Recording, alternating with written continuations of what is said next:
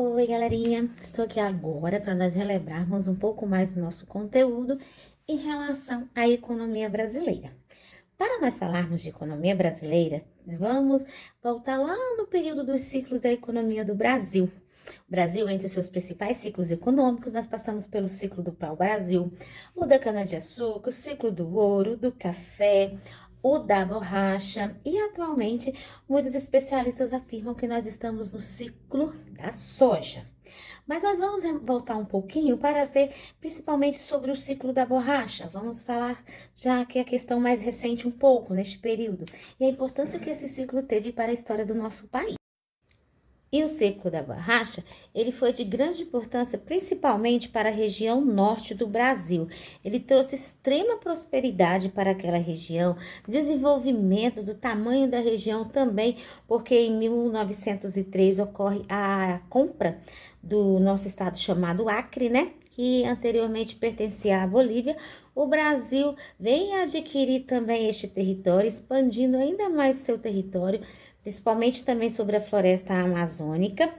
Esse território ele é comprado depois de seringueiros brasileiros invadirem este local, aí depois de vários conflitos, intermediado pelo Barão de Rio Branco, o Brasil se torna dono desse território do Acre, para a intensificação ainda mais desse ciclo da borracha.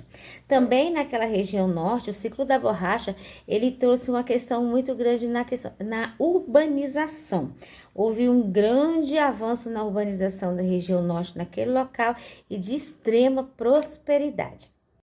E lembrando, meninos, o ciclo da borracha, ele ocorre lá no final do século XIX, início do século XX, pega ali até aquele período de Segunda Guerra Mundial.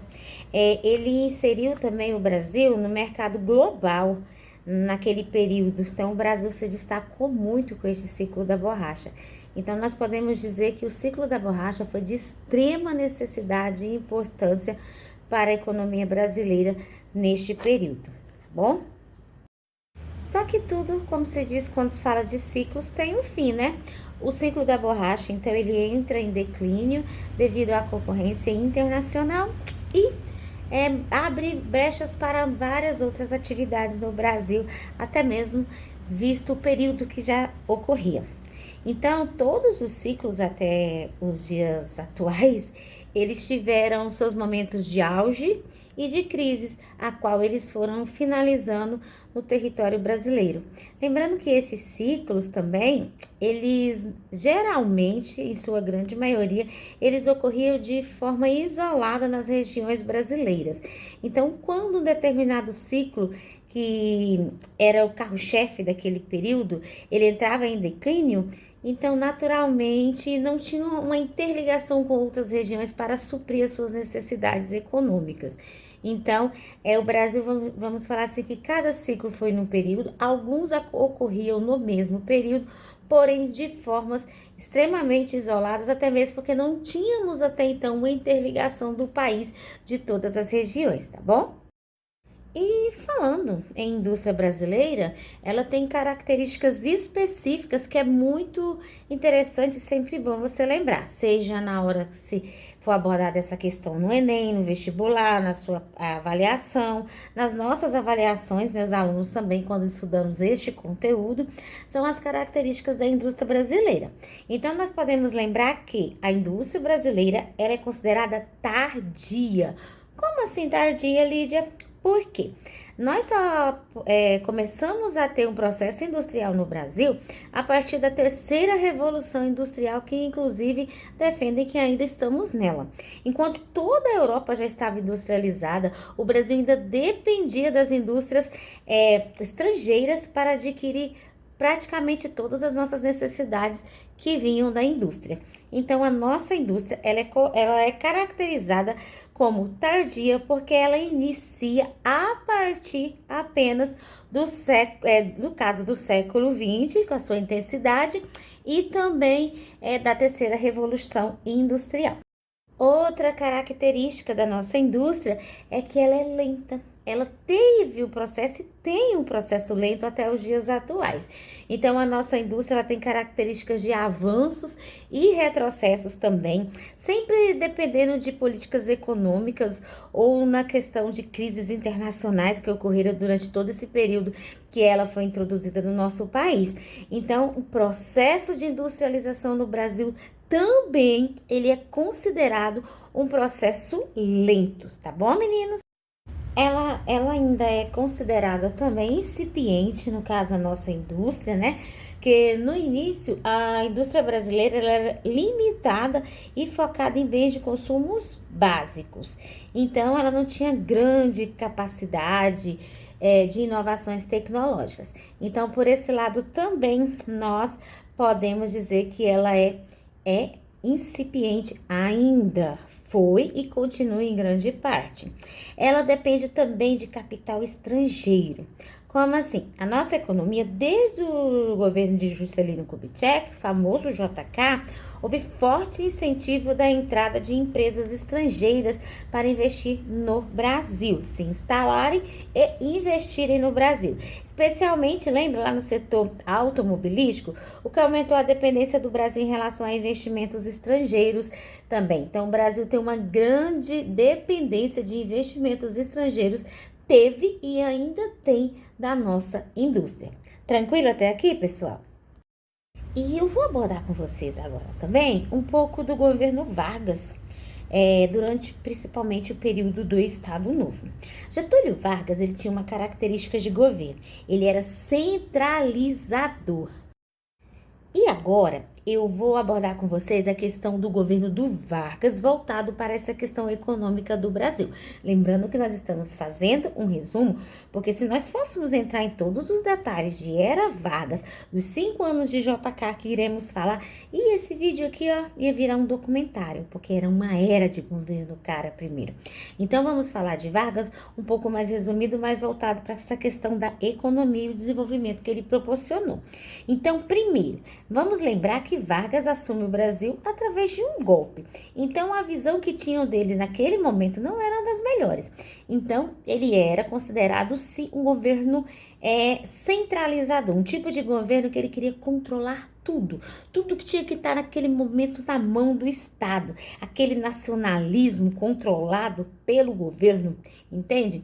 Então, ele vai lá e ele, durante o período do Estado Novo, ele solicita não, ele intervém de uma forma que vai ocorrer a centralização política administrativa do Brasil naquele período. Os estados da federação, ele tira a autonomia, retira os governadores, coloca interventores de sua confiança no lugar desses governadores e vai lá também, acaba com os partidos políticos. Então, assim, quem poderia bater de frente naquele primeiro momento, sendo a política, no caso, o poder, ele deu um jeito de silenciar, de retirar. Então, nesse momento, temos este Vargas que bate de frente com a política, com o Congresso, com a imprensa, que controla o Estado debaixo das suas mãos, assim, ó, com unhas de ferro, podemos dizer. Mas nós vamos ter também, mais à frente, um Vargas que precisa ganhar a confiança da massa.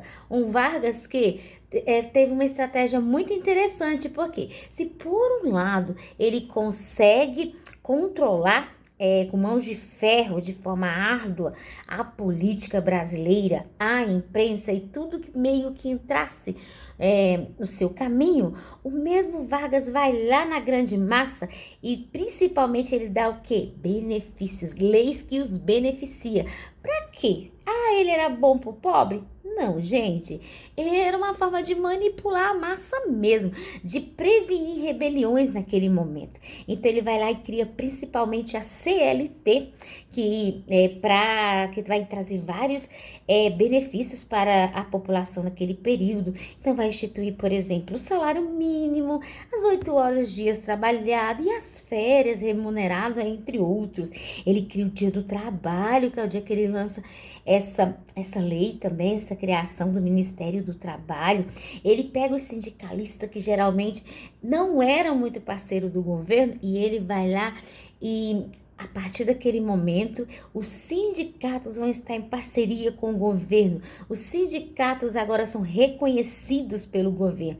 Com essa estratégia, Vargas, gente, literalmente, pela questão social, ele controla a população brasileira naquele período. Então, voltando para o social, o governo centralizador consegue manipular a grande massa brasileira naquele período do Estado Novo.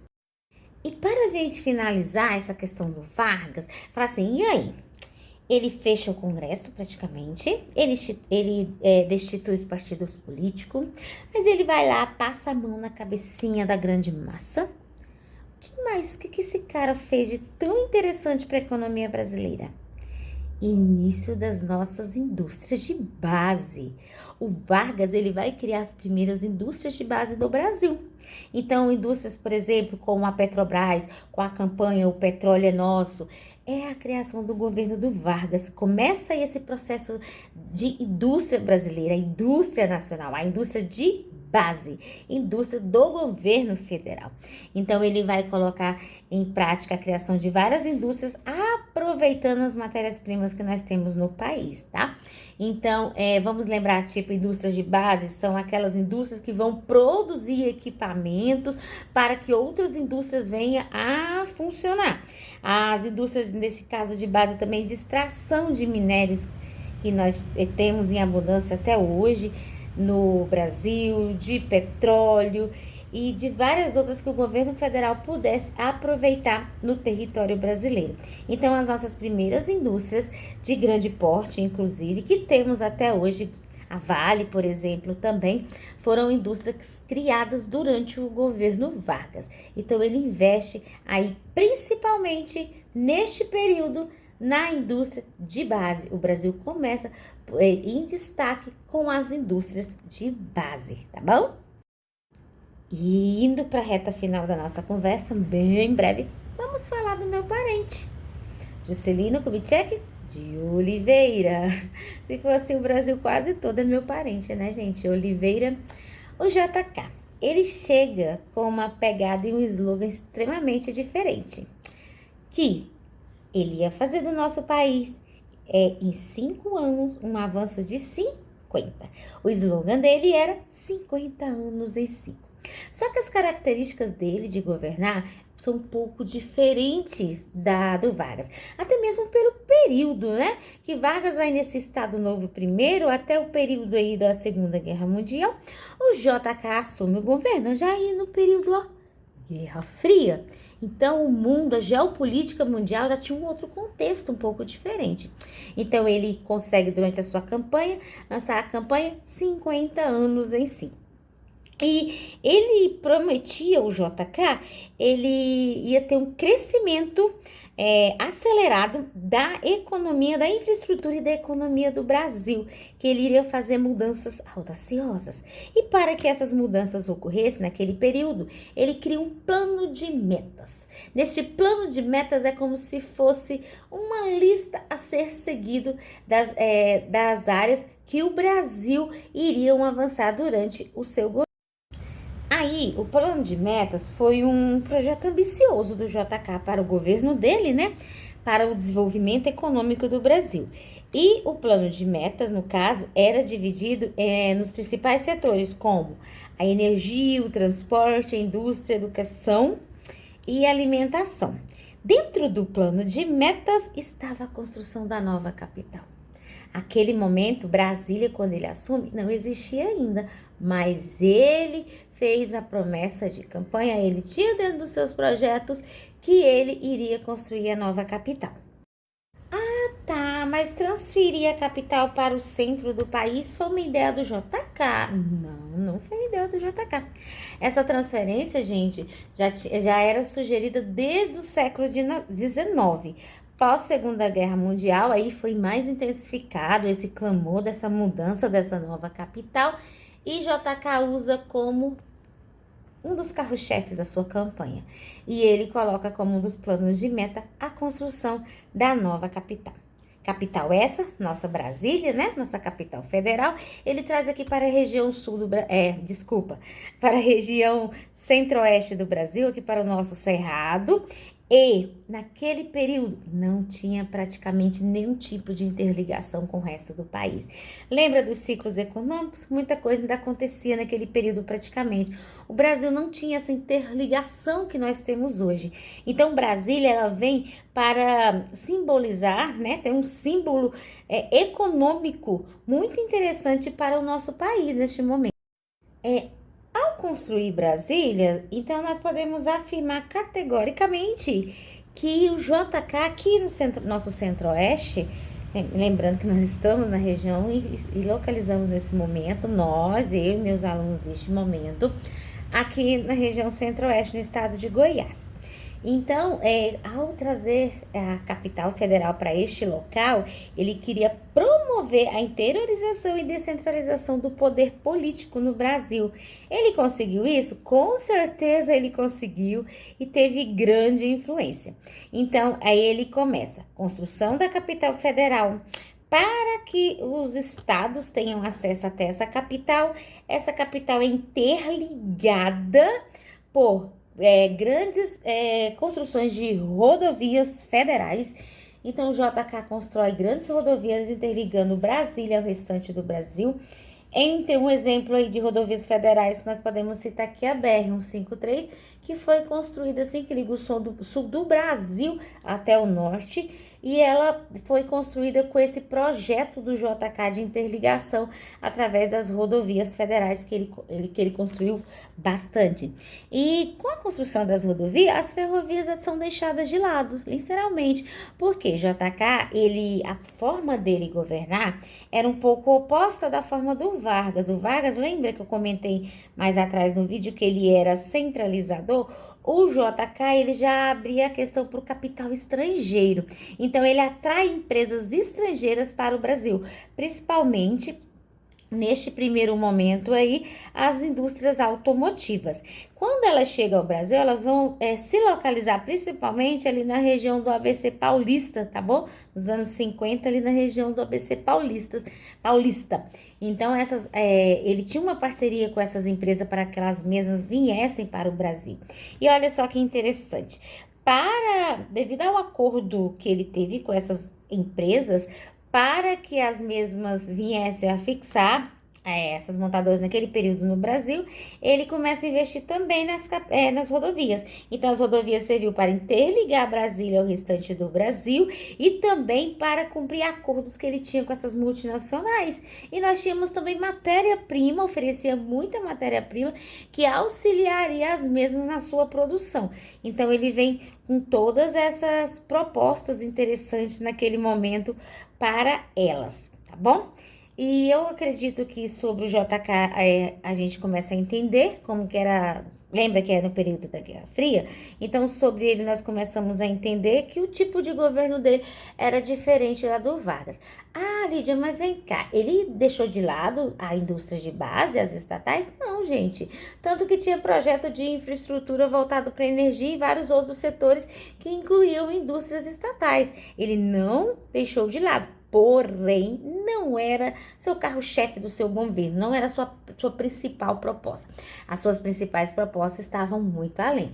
Estava lá com a construção de Brasília, as rodovias, as multinacionais, a abertura para o capital estrangeiro, o diferente do Vargas, que era algo mais centralizador, mais nacionalista, contrário, mas lembra também que existem períodos diferentes da geopolítica mundial, tá bom? Para a construção de Brasília, nós podemos também fazer uma reflexão muito interessante para a gente ir para a nossa reta final do nosso vídeo. Para a construção da capital federal, ela impulsionou em sua grande maioria, gente, que eu já falei, a integração do país, né? E também ela impulsionou a economia do Brasil, aumentou, teve um crescimento considerável. No caso também a indústria, o setor de serviços, aumentou muito os empregos. Como assim os empregos? Então, JK, quando foi construir Brasília, houve uma migração em massa, principalmente de trabalhadores para a nova capital, para que fosse trabalhar na construção da mesma. Só que eles eram chamados de candangos. E esses candangos, acaba assim, a construção da capital, meio que eles ficaram sem assistência. Então, por isso, eles vão sair ali daquela região central da capital e eles se situam muito ali nas cidades satélites, esses candangos. Por quê? Como que eles fizeram uma migração interregional para a construção da nova capital? Só que a maioria, em quase 100%, não tinha como retornar depois de anos para a sua terra natal. Então, eles ficam ali naquela região de uma forma não muito interessante economicamente, socioeconomicamente falando.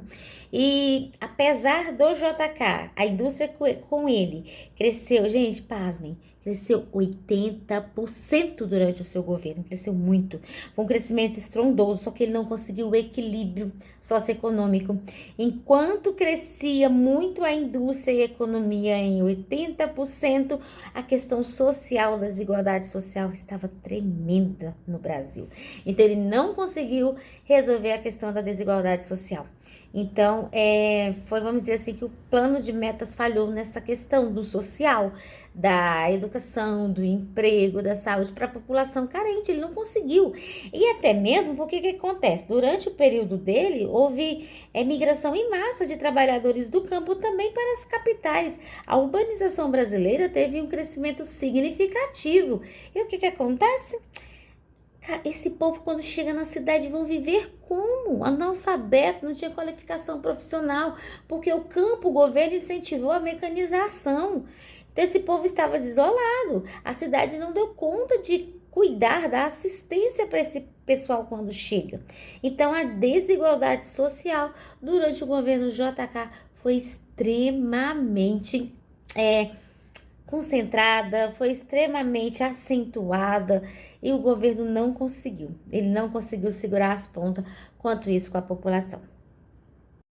E assim, galerinha, neste primeiro momento, nós chegamos ao fim desse vídeo para falar dessa fase da economia brasileira, dos ciclos econômicos até o governo JK. Eu irei retornar posteriormente com vocês para nós falarmos sobre a questão do agronegócio, o milagre econômico, entre outros. Não se preocupe que essa história de economia brasileira tem muito pano para manga. Tem muito assunto a ser abordado. E cai muito no Enem, graças a Deus. Vai cair lá naquele vestibular daquela universidade que você vai fazer também. E vai dar certo, porque tu entendeu todo o conteúdo, né? Um abração, fica com o Papai do Céu. Tchau, tchau!